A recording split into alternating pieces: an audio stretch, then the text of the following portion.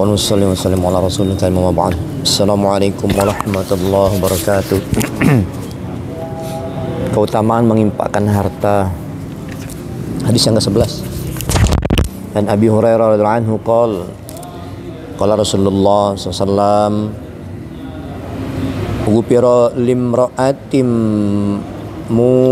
mumisatim marrat bikalbin ala ra'sin raqiyin yalhasu kada yaqtuluhul atash fanaza'at khuffaha fa'awthaqathu bi khimariha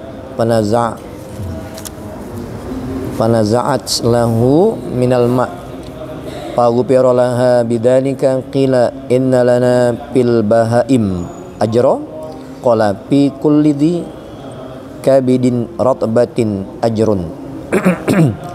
Dari Abu Hurairah radhiyallahu anhu, Nabi SAW bersabda, seorang wanita pezina telah diampuni dosanya karena ketika dalam perjalanan ia melewati seekor anjing yang menengadahkan kepalanya sambil menjulurkan lidahnya, hampir mati karena kehausan. Maka wanita tersebut menanggalkan sepatu kulitnya, lalu mengikatkannya dengan kain kudungnya. Kemudian anjing tersebut diberi minum olehnya. Maka dengan perbuatannya tersebut ia telah diampuni dosanya. Seseorang bertanya, adakah pahala bagi kita dengan berbuat baik kepada binatang? Beliau SAW menjawab, berbuat baik kepada setiap yang mempunyai hati atau mempunyai nyawa terdapat pahala. Hadis riwayat muttafaq alaih dalam kitab Mishkat. Dari Abu Hurairah radhiyallahu anhu, Nabi SAW bersabda, seorang wanita pezina telah diampuni dosanya karena ketika dalam perjalanan ia melewati seekor anjing yang menengadahkan kepalanya sambil menjulurkan lidahnya, hampir mati karena kehausan. Maka wanita tersebut menanggalkan sepatu kulitnya, lalu mengikatkannya dengan kain kudungnya. Kemudian anjing tersebut diberi minum olehnya. Maka dengan perbuatannya tersebut ia telah diampuni dosanya. Seorang bertanya, adakah pahala bagi kita dengan berbuat baik kepada binatang? Beliau sallallahu alaihi wasallam menjawab, berbuat baik kepada setiap yang mempunyai hati atau yang mempunyai nyawa terdapat pahala. Hadis riwayat muttafaq alaih dalam kitab Mishkat. Keterangan, kisah di atas merupakan kisah seorang pelacur dari kalangan Bani Israel, sebagaimana dijelaskan dalam riwayat yang lain, Kanzul Umal. Dalam kitab Sahih Bukhari juga terdapat sebuah kisah semacam ini mengenai seorang laki-laki. Rasulullah SAW bersabda, ada seorang laki-laki yang berjalan di sebuah hutan. Di perjalanan ia merasa kehausan, maka ia turun ke sebuah sumur. Setelah meminum airnya, ia keluar dari sumur tersebut dan ia melihat seekor anjing yang juga kehausan seperti dirinya. Maka lelaki itu menyadari bahwa anjing tersebut sangat kehausan seperti dirinya, padahal ia tidak memiliki apapun untuk mengambil air dari dalam sumur.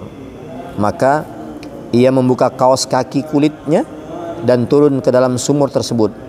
Setelah mengisinya dengan air, ia memegang kaos kaki tersebut dengan giginya dan dengan kedua tangannya ia keluar dari sumur tersebut. Kemudian laki-laki itu memberi minum anjing tersebut. Allah Subhanahu wa taala telah menghargai perbuatan laki-laki tersebut dan mengampuni dosa-dosanya. Para sahabat radhiyallahu anhum bertanya, wahai Rasulullah, apakah berbuat baik kepada binatang juga berpahala? Rasulullah SAW bersabda, berbuat baik kepada setiap makhluk yang bernyawa ada pahalanya. Hadis riwayat Bukhari. Dalam hadis yang lain disebutkan bahwa berbuat baik kepada setiap yang mempunyai hati atau mempunyai nyawa ada pahalanya. Kanzul Umal. Maksud air diisikan ke dalam kaos kaki kulit adalah bahwa di kawasan Arab pada umumnya orang-orang menggunakan kaos kaki yang terbuat dari kulit binatang. Jika kaos kaki tersebut diisi dengan air, maka air tidak bocor. Adapun maksud memegang kaos kaki dengan gigi, biasanya sumur-sumur di hutan tidak dilengkapi dengan alat atau tali untuk mengambil air dari dalam sumur itu. Akan tetapi di dalamnya disediakan beberapa susunan batu bata untuk naik turun ke dalam sumur tersebut, sehingga orang yang naik ataupun turun ke dalam sumur itu menggunakan kaki dan tangannya. Oleh karena itu disebutkan bahwa kaos kaki yang telah dipenuhi dengan air harus digigit dengan gigi. Pada akhir bagian risalah ini terdapat sebuah kisah, berbagai kisah. Pada kisah yang ke-47 disebutkan sebuah kisah yang serupa dengan kisah di atas, yakni kisah seorang zolim yang telah menyelamatkan seekor anjing yang terkena penyakit kurap, dan perbuatannya tersebut disukai oleh Allah Subhanahu wa taala. Dari kedua hadis tersebut digambarkan tentang balasan bagi seseorang yang telah menolong seekor anjing yang merupakan makhluk yang hina. Maka balasan bagi orang yang berbuat baik kepada manusia tentu lebih utama, karena manusia merupakan makhluk yang paling baik. Sebagian ulama meriwayatkan bahwa ada binatang-binatang yang mustahab, maksudnya amalan yang mendatangkan pahala untuk dibunuh, seperti ular, kalajengking dan sebagainya.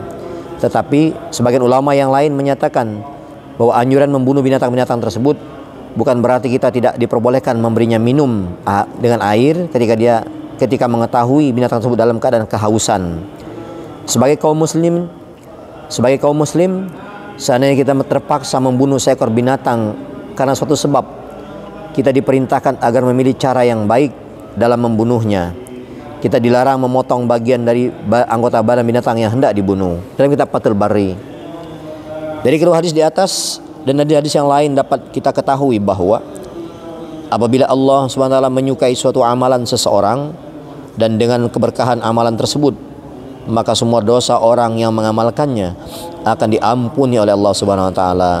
Karunia dan kasih sayang dalam memberikan ampunan seperti itu tidaklah mustahil. Bagi hal ini tergantung pada penerimaan dan keridhaan Allah Subhanahu wa taala. Bukanlah suatu kepastian bahwa semua dosa para pendosa akan diampuni oleh Allah Subhanahu wa taala karena memberi minum anjing atau karena berbuat suatu kebaikan. Jika amalan tersebut diterima, beruntunglah orang yang mengamalkannya. Oleh karena itu, manusia hendaknya senantiasa beramal dengan ikhlas dan selalu beristiqomah dalam beramal. Hanya Allah SWT yang mengetahui amalan manakah yang diridhoi olehnya. Dengan demikian, seseorang harus selalu berusaha menjaga keikhlasan dalam setiap beramal, semata-mata hanya untuk mencari ridhonya Allah Subhanahu wa taala. Janganlah seseorang beramal untuk kepentingan dunia atau untuk mencari ketenaran dan kedudukan yang diinginkan. Sebaliknya, bila satu amalan dilakukan semata-mata hanya untuk mencari ridha Allah Subhanahu wa taala, meskipun sedikit, amalan tersebut akan mendapatkan balasan yang lebih besar daripada gunung.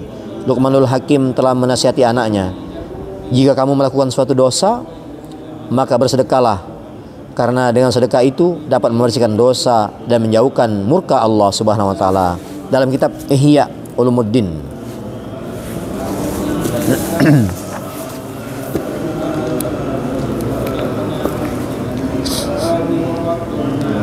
An Salih ibni Mismar wa Ja'far ibni Burqan rahimahumallahu anna Nabiy sallallahu alaihi wasallam qala lil Harits ibni Malik radhiyallahu anhu, ma anta ya Harits ibn Malik? Qala mu'min ya Rasulullah. Qala mu'min haqqan? Qala mu'minun haqqan.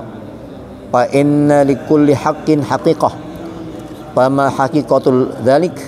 Qala azaqatu nafsi minad dunya wa ashartu laili wa azma'tu nahari wa ka'anni anzuru ila arsy rabbi hina yuja'u bihi wa ka'anni anzuru ila ahlil jannah yatazawaruna fiha wa ka'anni asma'u wa'a ahlin nar. Faqala Nabi SAW, mu'minun mu'minun nuwira qalbuh. Dari Salih bin Mismar dan Ja'far bin Burqan rahimahumullah, bahwasanya Nabi SAW bersabda kepada Haris bin Malik, apa kabarmu wahai Malik? Malik menjawab, mukmin wahai Rasulullah. Beliau bertanya, mukmin yang sebenarnya? Ia menjawab, mukmin yang sebenarnya. Beliau bersabda, sesungguhnya dalam setiap kebenaran itu ada buktinya. apakah bukti ucapanmu itu? Malik menjawab, aku jauhkan diriku dari dunia, aku hidupkan malamku, dan aku berpuasa pada siang hari. Aku seolah-olah melihat arasy Tuhanku ketika dihadirkan, juga melihat penduduk surga saling berkunjung di dalamnya, dan seolah-olah aku mendengar teriakan ahli neraka. Lalu Nabi SAW bersabda, jika demikian, kamu adalah seorang mukmin yang hatinya diterangi cahaya. Hadis riwayat Abu Razzaq dalam musannafnya bab iman dan Islam. Dari Salih bin Mismar dan Ja'far bin Burqan rahimahumullah, bahwasanya Nabi SAW bersabda kepada Haris bin Malik, apa kabarmu wahai Malik? Malik menjawab, mukmin wahai Rasulullah. Beliau bertanya, mukmin yang sebenarnya? Ia menjawab, mukmin yang sebenarnya. Beliau bersabda, sesungguhnya dalam setiap kebenaran itu ada buktinya. Apa bukti ucapanmu itu? Malik menjawab, aku jauhkan diriku dari dunia, aku hidupkan malamku, dan aku berpuasa pada siang hari. Aku seolah-olah melihat arasy Tuhanku ketika dihadirkan, juga melihat penduduk surga saling berkunjung di dalamnya, dan seolah-olah aku mendengar teriakan ahli neraka. Lalu Nabi SAW bersabda, jika demikian kamu adalah mukmin yang hatinya diterangi cahaya. Hadis riwayat Abu Razzaq dalam musannafnya bab iman dan Islam. An Ma'iz radhiyallahu anhum anin Nabi sallallahu alaihi wasallam annahu su'il ayyul a'mali afdal? Qala imanu billahi wahdahu summal jihad summa hajjatum barrah tabdulu sairul amal kama baina matla'i syams ila maghribiha. Dari Ma'iz radhiyallahu anhu dari Nabi SAW bahwasanya beliau ditanya, amal apakah yang lebih utama? Beliau SAW menjawab, iman kepada Allah semata-mata, jihad, lalu haji yang mabrur. Itu semua melebihi semua amal yang lain, sejauh jarak antara tempat terbit matahari dan terbenamnya. Hadis riwayat Ahmad. Dari Ma'iz radhiyallahu anhu dari Nabi SAW bahwasanya beliau ditanya, amal apakah yang paling utama? Beliau SAW menjawab, iman kepada Allah semata-mata, jihad, lalu haji yang mabrur. Itu semua melebihi amal yang lain, sejauh jarak antara tempat terbitnya matahari dan terbenamnya. Hadis riwayat Ahmad. An Abi Umamah radhiyallahu anhu qol Dakara ashabu Rasulillah sallallahu alaihi wasallam yauman indahu dunya. Faqala Rasulullah sallallahu alaihi wasallam, ala tasma'un innal badada minal iman yaghnit taqahhul. Dari Abu Umamah radhiyallahu anhu, ia berkata, ketika para sahabat Rasulullah SAW berbicara tentang kemewahan dunia di dekatnya, beliau SAW menjawab, beliau bersabda, apakah kalian tidak mendengar? Sesungguhnya penampilan sederhana itu sebagian dari iman.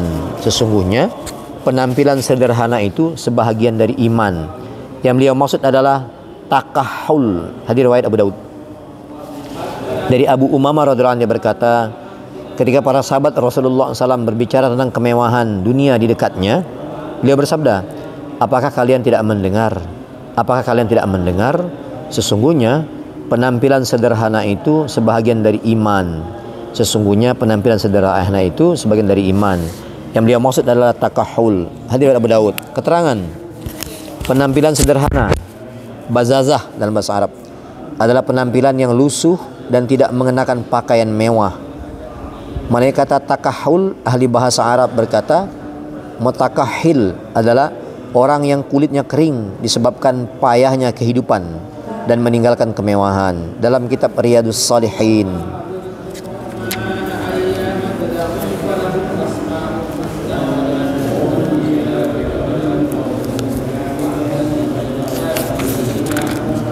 Ilmu. Ana Abdullah bin Umar radhiyallahu anhu anna Rasulullah sallallahu alaihi wasallam qala man qara'al Qur'an faqa'id istadarajal nubuwah baina jambaihi ghaira annahu la yuha ilaihi la yanbaghi li sahibil Qur'an ay yajida ma'a man wajad wa la yajhala ma'a man jahila wa fi jawfih kalamullah. Dari Abdullah bin Amr al-Jahsh, dari Abdullah bin Amr bin al-As radhiyallahu anhu, Rasulullah SAW bersabda, barang siapa hafal Al-Quran, berarti dia telah menyimpan ilmu kenabian di dalam hatinya. Hanya saja wahyu tidak diturunkan kepadanya. Tidak pantaslah bagi seorang hafiz Quran untuk marah bersama orang yang marah dan berbuat bodoh bersama orang yang berbuat bodoh, padahal kalamullah ada dalam hatinya. Hadis riwayat Hakim. Ia berkata sanadnya sahih. Dari Abdullah bin Amr bin As radhiyallahu anhu, bahwasanya Rasulullah SAW bersabda, barang siapa hafal Al-Quran, berarti dia telah menyimpan ilmu kenabian di dalam hatinya. Hanya saja wahyu tak diturunkan kepadanya. Tidaklah pantas bagi hafiz Quran untuk marah bersama orang yang marah dan berbuat bodoh bersama orang yang bodoh, padahal kalamullah ada dalam hatinya. Riwayat Hakim. Ia berkata hadis hasan, sanadnya sahih. An Jabir radhiyallahu anhu, qala Rasulullah SAW, al-ilmu ilman, ilmun fil qalbi, padakal ilmu nafi', wa ilmu 'alal lisan, padaka hujjatullahi 'ala bani Adam. Dari Jabir radhiyallahu anhu, ia berkata, Rasulullah SAW bersabda, ilmu itu ada dua. Pertama, ilmu yang ada di dalam hati, itulah ilmu yang bermanfaat. Kedua, ilmu yang hanya ada di lisan, itulah hujah Allah yang akan memberatkan anak Adam. Hadis riwayat Al-Hafiz Abu Bakar Al-Khattabi dalam tarikhnya At-Targhib wa Tarhib. Dari Jabir radhiyallahu anhu, dia berkata, Rasulullah SAW bersabda, ilmu itu ada dua. Pertama, ilmu yang ada dalam hati, itulah ilmu yang bermanfaat. Kedua, ilmu yang hanya ada di lisan, itulah hujah Allah yang akan memberatkan anak Adam. Hadis riwayat Al-Hafiz Abu Bakar Al-Khattabi dalam kitab tarikhnya At-Targhib wa Tarhib. Dari Uqbah bin Amir radhiyallahu anhu berkata, suatu ketika Rasulullah SAW keluar dari rumahnya saat kami di Sufa. Lalu beliau bersabda, siapakah di antara kalian yang suka setiap hari pagi-pagi ke Buton atau Akik pulang dengan membawa 2 ekor unta yang berpunuk besar tanpa melakukan perbuatan dosa ataupun memutuskan hubungan kerabat? Kami pun berkata, kami menyukainya wa Rasulullah. Beliau bersabda, jika demikian, mengapa salah seorang dari kalian tidak pergi pagi ke masjid untuk mempelajari satu atau membaca 2 ayat dari Al-Quran? Itu lebih baik daripada 2 ekor unta. 3 ayat lebih baik daripada 3 ekor unta. 4 ayat lebih baik daripada 4 ekor unta. Berapapun jumlah ayatnya, lebih baik daripada unta sebanyak itu. Hadis riwayat Muslim, bab keutamaan membaca Al-Quran. Keterangan, unta yang berpunuk besar ini termasuk harta berharga bagi orang Arab tanpa melakukan perbuatan dosa, yakni seperti halnya mencuri. Dalam kitab Mirqatul Mafatih jilid 4 halaman 334. Insyaallah dari mulia, apa yang kita dengar kita baca, niat amal yang menyampaikan. Allahumma alhimna wa rasul umurina wa aidina. Talim ada di rumah. Ini musyawarah halaqah. Tadi ada talim? Ada. Tidak ada. Mas udah mulai kerja? Belum? Masuk jam? Belajar istiqomah. Baru gabung. Siapa nama? Ivan. Tinggal? Dekat SD. Oh, dekat SD. Salah tiap hari talim kita ya. Salah 5 waktu. Salah. Subhanakallahumma wa bihamdika asyhadu an la ilaha illa anta astaghfiruka. Assalamualaikum warahmatullahi wabarakatuh. Waalaikumsalam warahmatullahi wabarakatuh. Ya Allah. Ipan ya? Iya. Kerja dalam juga? Masih magang. Magang. SMA.